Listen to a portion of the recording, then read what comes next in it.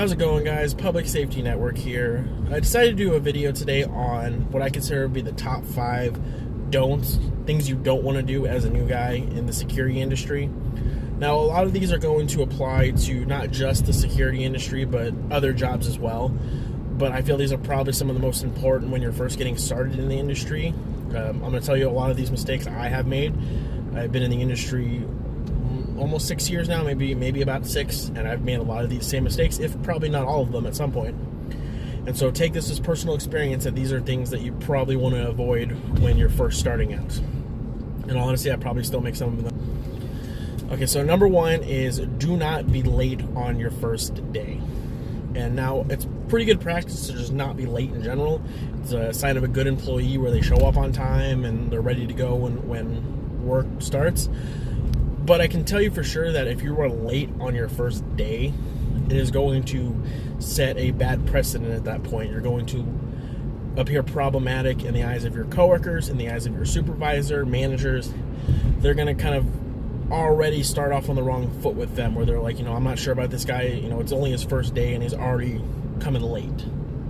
So, you don't have to show up super early. I can tell you on my first day at my current job, I showed up like 30 minutes early, and to make sure that, I was in uniform already. I making sure that I was squared away, ready to go. I had all my equipment. I knew, where to go for briefing. Like I knew, and if I didn't know, I was able to figure it out before work actually started.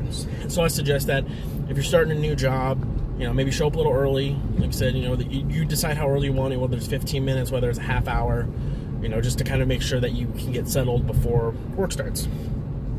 Number 2, and this is going to sound kind of weird to some people the way I say this, don't try to get super friendly or buddy-buddy with your coworkers or your supervisor right off the bat. Now, that's not saying you can't interact with them, talk to them, get to know them a little better. That's part of working with other people, is you tend to bond and get a little closer together. I mean, my squad, we spend 40 hours a week together, 10 hours a day, 4 days a week together. So we tend to maybe know more things about each other personally than you would at some other jobs. And so remember that, and there's nothing wrong with getting to know your coworkers. But what I'm going to tell you is don't just immediately show up and start cracking jokes and trying to get on, all the inside jokes and all this. Getting really, really friendly, getting really personal with your coworkers right away, because that's going to kind of stand them off a little bit. They're going to get kind of a little bit weirded out by that. You want to get so personal or trying to hop in on the inside jokes like you've been there for, months or years. And so, you'll eventually get there if you're around long enough. A lot of times you'll get in where you can, where it's, you can sit there and crack jokes and briefing and have a good time and, really enjoy working there. But just don't do it right away, because it looks kind of just odd to a lot of people, and it may, in all honesty, kind of put your coworkers off, where they may avoid you a little bit. Number 3, and I've been guilty of this time and time again, and I've done things to curb it, but I still do it sometimes, is don't be a know-it-all. Like, don't be the guy who comes in. You may have worked in the industry a while. You may have worked in another industry that was similar.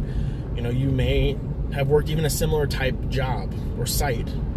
But don't come in acting like you know everything or that you have nothing to learn. Because, in all honesty, this is going to make your supervisor look at you and your coworkers look at you like, this guy is going to be a problem. And it's pretty much, you're going to make it so they don't really want anything to do with you. So what I can tell you is be open to learning from other people. There's guys that have probably been doing this a while that can show you things. I mean, no matter how long you've worked a job, you never know everything. I don't care whether you've worked a job for 2 months or 20 years. There's stuff that you're always going to be learning, and there's stuff you're always going to be able to learn from the people that have worked there longer. So you need to be open-minded when it comes to people trying to give you tips or trying to give you hints or just showing you how to do stuff. There's nothing wrong with that. There's nothing wrong with not knowing how to do everything the first day you show up. But if you go in there acting like a know-it-all, acting, like you're not open to coaching or open to training, then a lot of times people are just going to give up on you right from the start, and they're not going to want to have anything to do with you. They're not going to want to coach you or help you or really make you any better at your job than you are.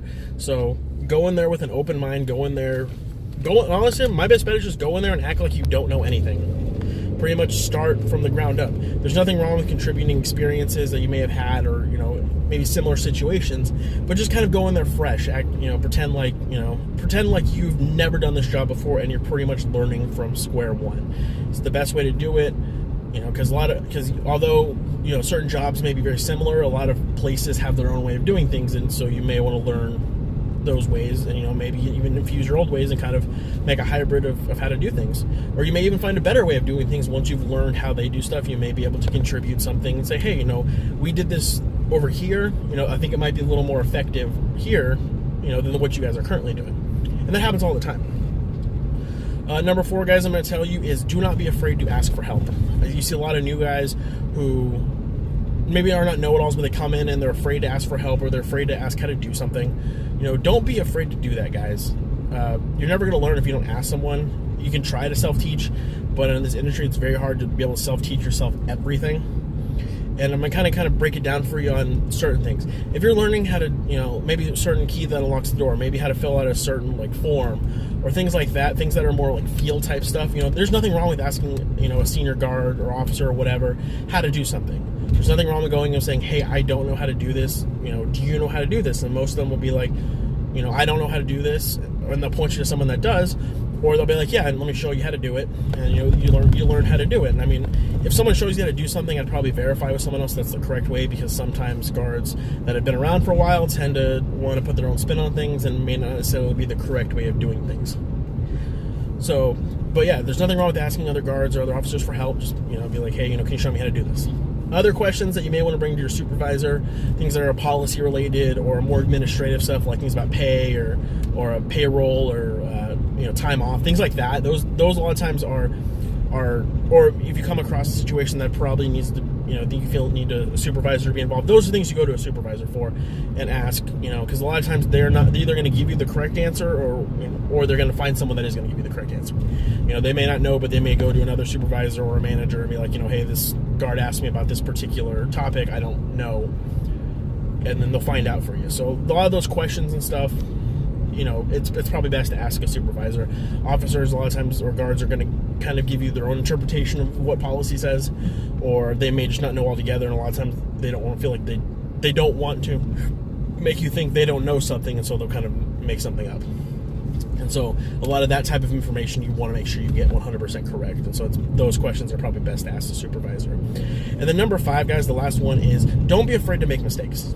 And I'm not talking about making mistakes as you go and do stupid stuff that's going to get you written up or get you fired. I'm not talking about that type of stuff.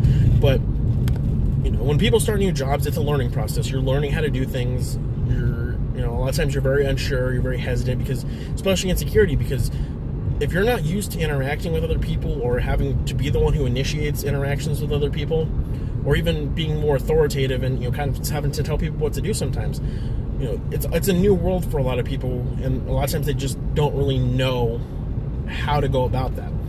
And so what I try to do when I used to train, or even when I still train sometimes, is I always will take the lead the first couple of times. I'll show the new guy how to do this. This is how we kind of do this. This is how I do it. A couple of times, and then a lot of times they'll let them take the lead the next time. They're like, you go ahead and initiate this. If you have any questions throughout, I'll be more than happy to answer them. And then at the end, we'll kind of talk about it. We'll talk about things that that you did really well, things that you may need to work on, and we'll kind of go from there. And don't be afraid to make mistakes, guys, because mistakes are kind of how you learn. Now, if you go and make the same mistake 20 times, they're going to look at it and be like, all right, there's something wrong here, because you're not really responding to training, even though you've been shown and told how to do something 20 times. But like I said, don't be afraid to go out there and make mistakes, because it's how you're going to learn. A lot of this is trial by fire, where you go in, try something, it doesn't work, you try something different. So that's all about I have for you guys. I'm probably going to do a top 10 do's list, because I don't want to scare away new guys by telling them this is all the stuff you don't need to do. And I'll make a list of things things that they should do that would make them better at their job. But thanks anyway, guys. I'm glad to be back. If you're a newer watcher, like and subscribe to it. Watch all my other videos. And if you're a current subscriber, thanks for sticking around. I've been trying to build up, and I hope that maybe we can get channel to 50. I'm at 49 subscribers right now. Let's see if we can make it to 50. And thanks for watching, guys. And like I said, if you have any experience you'd like to impart, throw it down in the comment section. Throw things that you you believe that new guys should avoid doing. All right, thanks for watching, guys. It's you and I.